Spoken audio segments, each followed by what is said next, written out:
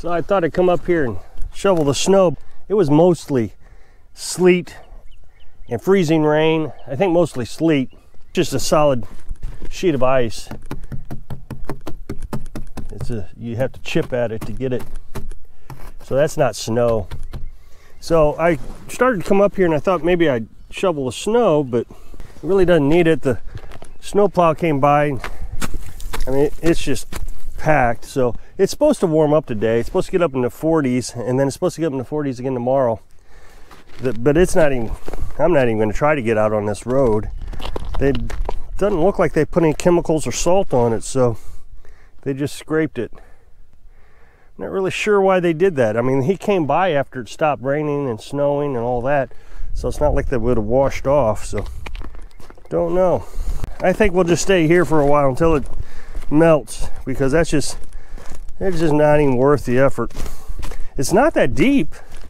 You can see my tracks here, but it sure is a mess. So last night it got down to about 10 degrees, not too cold. It's been colder, but I went ahead and got up at 2 o'clock, 2:30 this morning. Well, actually I got up 1:30, and it was still pretty warm in the house. I started the fire before I went to bed. Actually, I kind of ran it all day yesterday. I never let the coals die down yesterday because it was so windy. So I just did that again last night before I went to bed. Got up at 1:30 and it was still in the 90s. It was like 90, I don't know, 4 degrees in the house. And there was a good pile of coals in the bed, in the wood stove. So I just left it.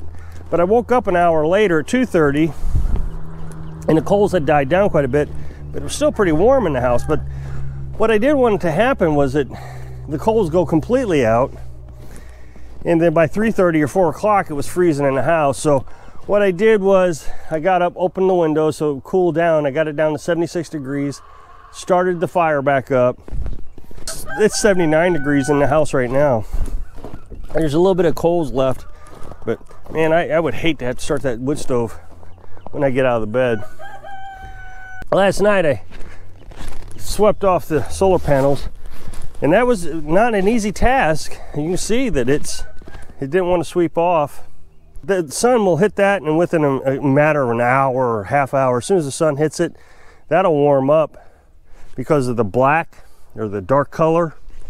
That'll warm up and melt real quick as soon as the sun starts to hit it. At least it usually does. What I want to take care of now, though, is I want to get some straw out into the chicken run so the chickens will come out. They won't come out in the snow. So I'm going to get some straw put in here and see if they'll come out. The problem with this straw is the people who baled it, it was their first time ever doing it. They did it so they could prepare for the shutdowns. They really thought they were going to have to start bartering. They, I guess, got a baler. I don't know what they did, but they packed it so loose that it just falls apart on you as soon as you pick it up. So you can see the rope is falling off of this. It's just, so I'm just going to kind of grab some of it and put it over there. Do the best I can.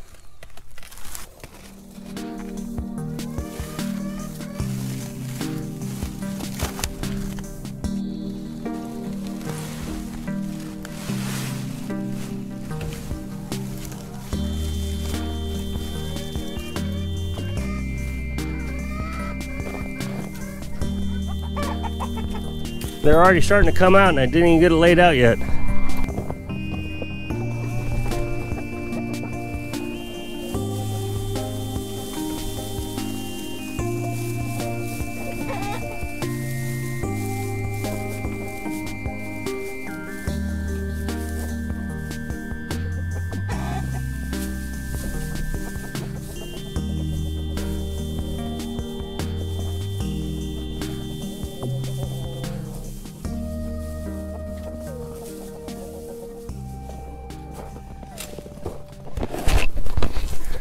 Rue got stuck over there. He didn't want to be on that snow, so yep, there he went back inside. Gonna wait until it's all over with. Rue is very standoffish. He doesn't like people around him. So they seem quite content now. They're all out. There's lots of seeds in that straw. And so they'll pick around on that straw for a couple days now. But at least they're out. Frenchie's already flapped his wings, so I guess that means he approves, because he does that. He'll come out, make sure everything's okay, then flap his wings. I'm glad we got the straw. We had a hard time finding it last year, or last summer.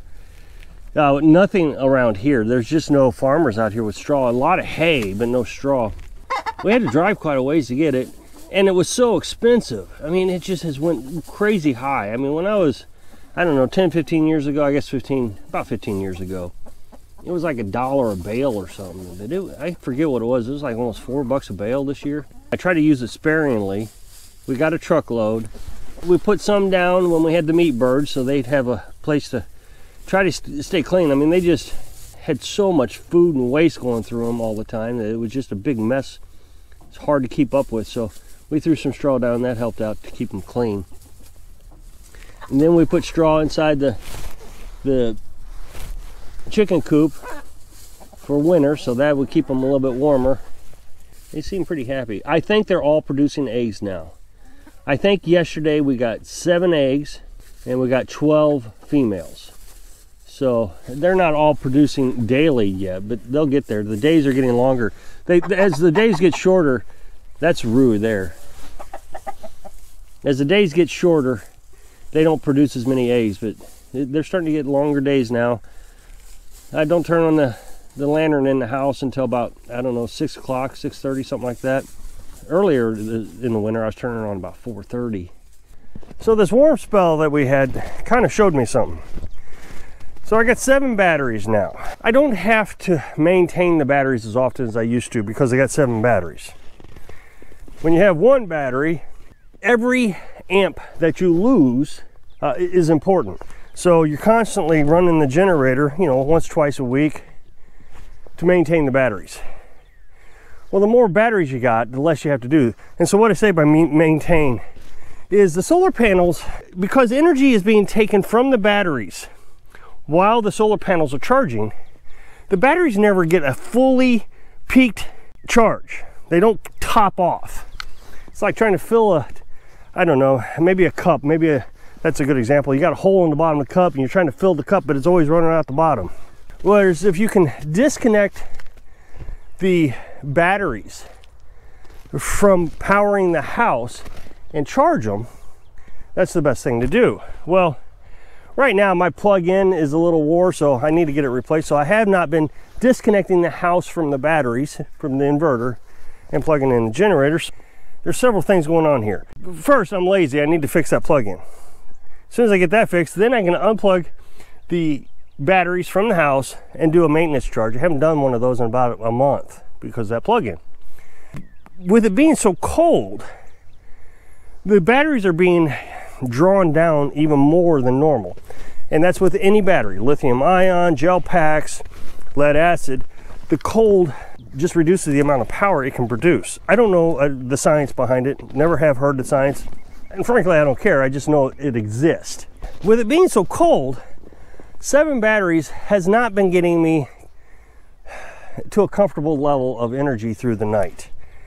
And depending on the coldness, it can, you know, if it's 10 degrees, obviously the batteries are going to be even worse shape than if it's 32 degrees. But regardless, I've woken up every morning in the last month and the batteries have been really low. I start the generator for about an hour in the morning, and then again at night I start it up because I just want to make sure at night I don't really have to start it up. I just do to make sure I got plenty of energy to get through the night, and then I wake up in the morning, they're really low. I start the generator again for about an hour and a half. And then by that time, the sun's starting to peek through and the solar panels will take over. So I'm running the generator more than I like, and especially with gas prices being so high, I'd prefer not to do that. Well, yesterday it got up to 60 degrees.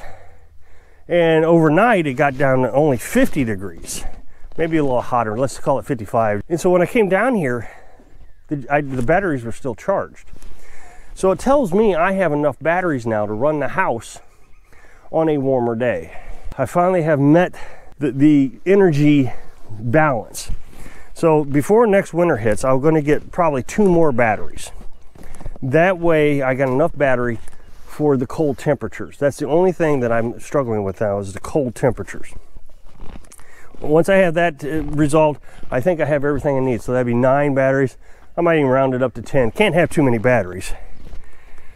I have enough solar panels on a sunny day that no matter how much energy I use, the solar panels, well, within reason, I should say. I don't have enough equipment, enough appliances to run the batteries down to a level that the solar panels can't keep up with it.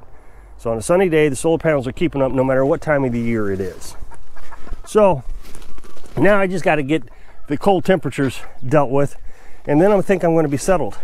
It's been an experiment for me, and I know some guy, you know, he's going to come on here and tell me, you know, how smart he is, and it just doesn't matter. The thing I try to prove with this channel is anybody can do it. And you struggle through things a little bit at a time, and that might have been my biggest struggle, was just trying to get enough batteries. And also the cost of it. If I buy lithium batteries, then I got to figure out how to heat the place so I can charge them when it's cold, and you know, just a lot of things. And those are like $1,000 a piece. I think the prices are coming down, but in the end, I don't understand them. And I'm not going to buy something I don't understand and have to experiment with something that costly. And then these batteries are Walmart, $100 a piece. And I know people disagree, but they do me fine. I've always been satisfied with the batteries. The first battery we used when we was nomads lasted 4 years. So if you'll check out this up next box right here, I'd appreciate it. Click it, take you over to my other channel. I'd really appreciate it. Watch those videos. Subscribe if you haven't subscribed, if you like the channel. So I hope I can inspire you to finally achieve your dream. Thanks for watching.